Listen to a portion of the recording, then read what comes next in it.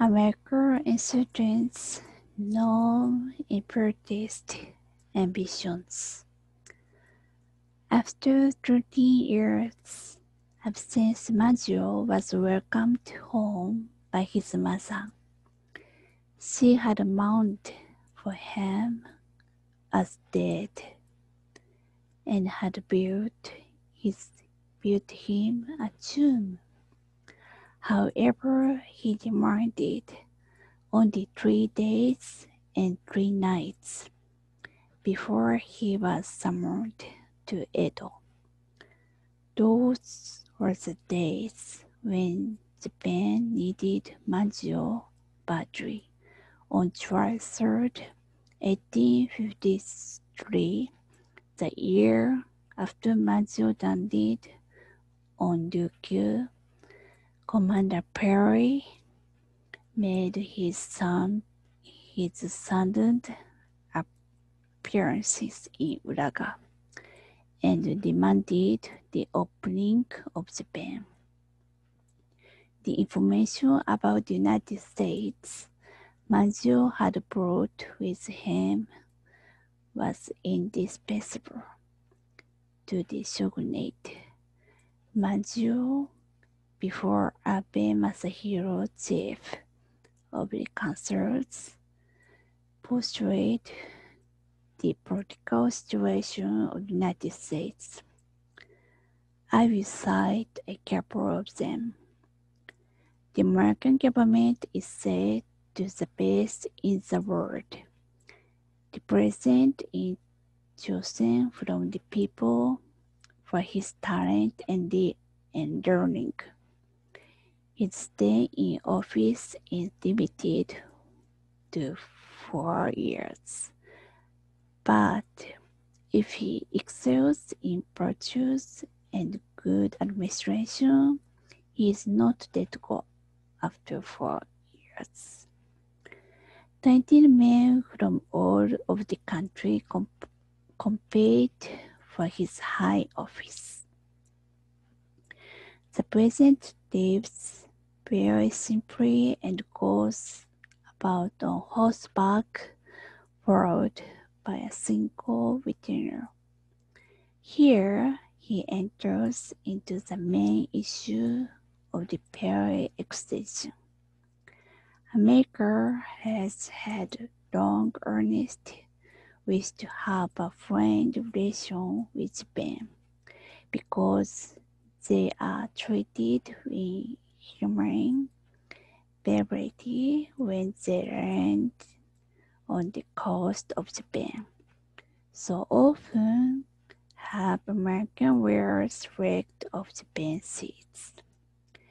Maggio referred to the case of the Dakota, New Bedford ware by reading Japan in the friend of October 1848.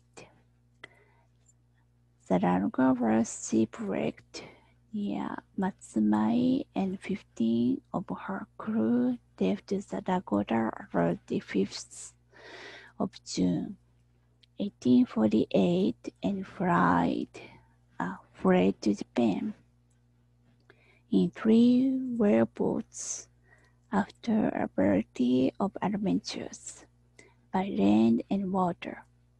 They were brought to Nagasaki. Here, on entering the townhouse, they were made to straight upon a crucifix, the devil of Japan. While arranging for trial, the Dakota crew were asked various questions, such as, "Did you come to this country as spies?" Answer, "No." "What did you come for?" Answer, "Whales." "Do you eat whales?" Answer, "Make oil out of them." Then they were removed to a prison. Here they broke out, escaped, and were recaptured. They were shut up in cages with their feet made first in stocks and allowed no fire, no lights. Information having been received through the Dutch government at the Batavia of the detention and imprisonments of 16 American shipwrecked whalemen. The paper was dispersed in February 1849 to demand and obtain their release. After several interviews between Commander Green and Japanese authorities, the Douglas crew, together with Donald McNaught, were delivered over to the Dutch merchant in Decima and transferred to Pueblo. Maggio continues.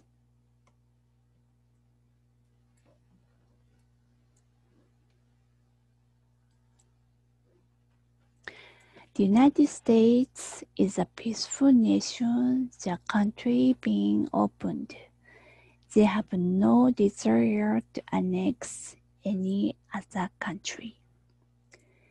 Their only wish was been to open a port or two on the southern Satsuma or Ryukyu Islands, for Americans were to come there to recruit.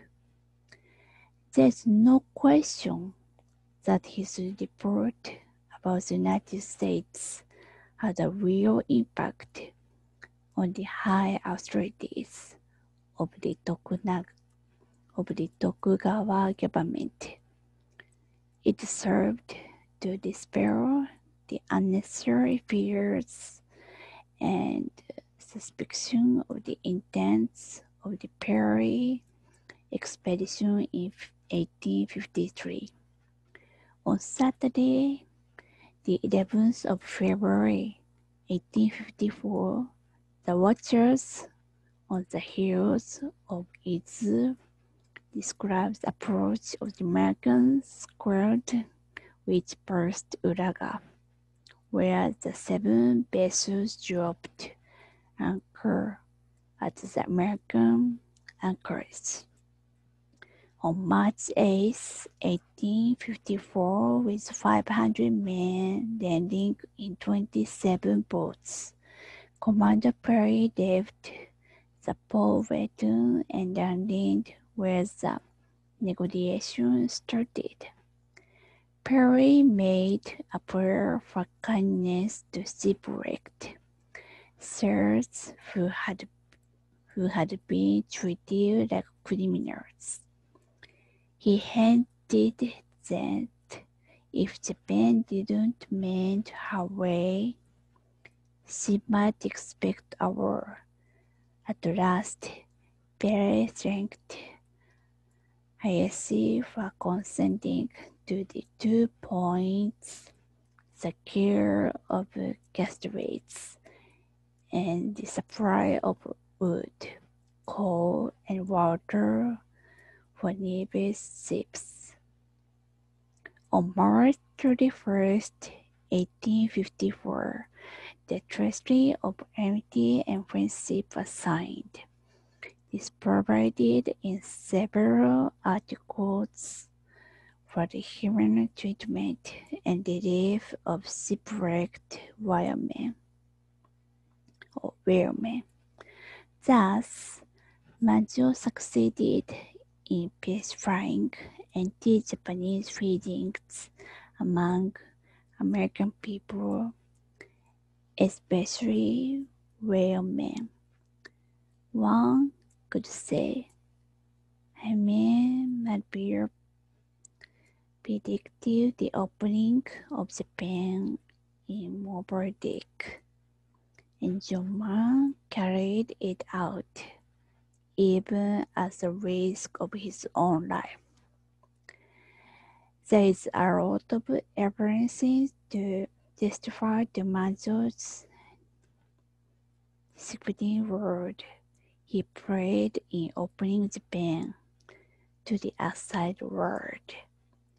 In 1860, Manzo had the chance to visit San Francisco again on board the Kandi Maru, which accompanied the Japanese embassy to the United States. On the USS Perheten aboard the Kandi Maru was Captain Matthew Brooke of the United States Navy.